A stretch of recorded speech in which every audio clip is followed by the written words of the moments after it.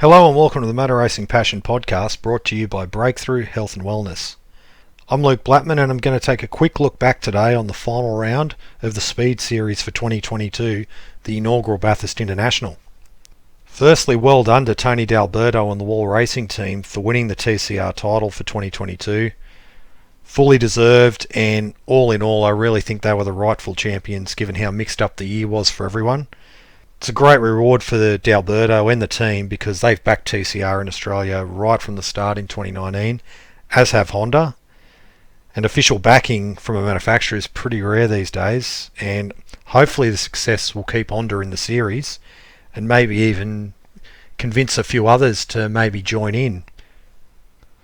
Will Brown, he really came from the clouds to almost snatch the title at the very end.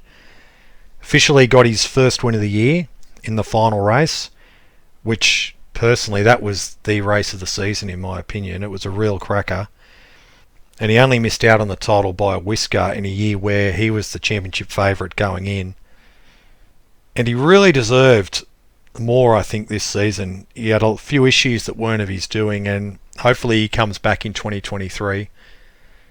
We'll wait and see. He hasn't had the greatest year in supercars either, so will he concentrate on that next year? Wait and see. Hopefully he comes back anyway, because I think he's an asset for the series.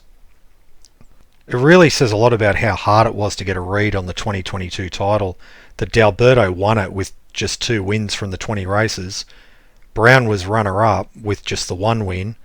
Josh Buchan was 3rd in the Hyundai with the 1 win, and Jordan Cox 4th with just the 1 win in the Peugeot. And then you go down to Jay Hansen, who won the most races, four race wins, and he wound up 10th in the title, while Aaron Cameron, he had 3 wins, which was the next best, and he only finished 8th. So I guess you could say D'Alberto was the most consistent of the inconsistent lot. D'Alberto really did it the hard way though, didn't he, at Bathurst? The balance of performance on the Honda basically put him out of contention in terms of outright results for the whole weekend. And it really highlighted, in my opinion, the problems motor racing faces these days. To me, there's 3 ways you can pretty much go racing these days, and all have their pros and all have their cons. Amongst fans who seem to want variety and mixed up results, but also want the winners to be the best drivers and the best cars to win the races. You've got TCR obviously, which uses balance of performance, just like GT3 racing does, which keeps the variety of makes and models and tries to even out the different cars' performances on track. But obviously, as refined as it is, it's still a bit hit and miss, and it can be pretty confusing trying to explain to someone, for instance, how Tony D'Alberto was on the verge of winning the championship but was so far off the pace at Bathurst, and that there was pretty much nothing he could do about it.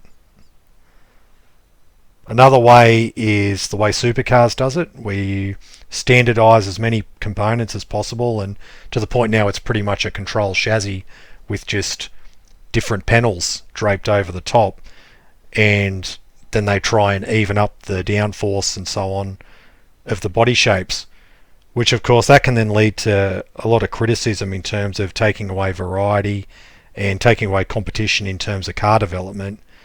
And it's basically evolved into one make racing with different bodies, as I said. And then that then affects the racing because all the cars are technically the same, which makes it very hard to pass. So then you have to then create other rules to create passing or create a difference within the cars, be it compulsory pit stops, compulsory use of different tyre compounds, minimum fuel drops.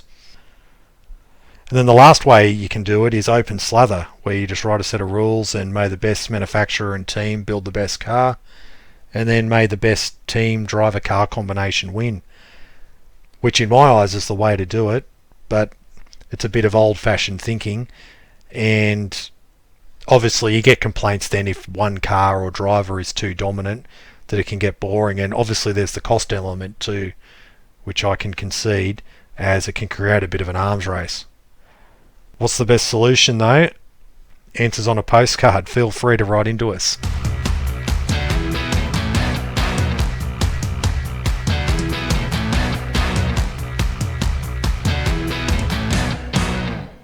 What did I think of the Bathurst International as a whole? Well, I was up there from Friday to Sunday, and all in all, I have to say I thought it was a great event for a first time effort. I had tempered expectations though, and I wasn't really expecting a lot more. But what we saw was certainly not what they envisaged when the event was first announced for 2020, and I don't think we'll ever see what the original proposal was for the event. And it was important to remember that this Bathurst International is being built from no base. It's a completely new event. It has no history. It's been built from nothing. Supercheap Auto was saying all the right things across the weekend about backing the event going forward, and I hope it's true, because it's going to need 5+ years to start building a following and going forward a tradition, as it started from nothing, which made some of the media reports across the weekend pretty laughable, I thought. Articles saying things like the crowds were small and the event needs to deliver much more in the future, but then also going on to say it gets a free pass because given what's happened in the last few years. Well, yeah, that's all true, but that was all open and talked about for ages leading into the event, so I'm not sure what the point was in rehashing it all over the weekend. I did love the original 500 kilometre TCR endurance race plan for the event, and still do. It'd still be great if that could happen, but after attending the event, I think the International can carve out its own sort of Bathurst niche with this sprint race format going alongside the International element. I thought the variety of races across the Saturday and Sunday worked out really good, culminated in that final TCR race on Sunday afternoon, and all the shorter races for all the various categories leading up to it. I think that can be a selling point for the event going forward. And the announcement that the TCR World Tour is coming to Bathurst next year, awesome. Quite expected, I'd say, as well, but I can't wait for it, and the fact we're getting a second round in Australia too is even better, and slightly shocking in a way, but really good, and I think this is what's going to make the International going forward.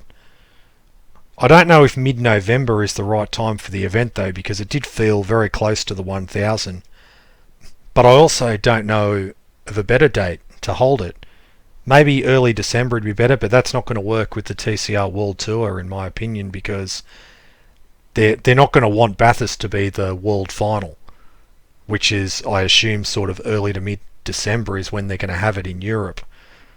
It's far cheaper to fly in cars to Europe for the world final, because that's where the bulk of the grid's going to be from, as opposed to fly out 90% of the cars to Bathurst for the world final.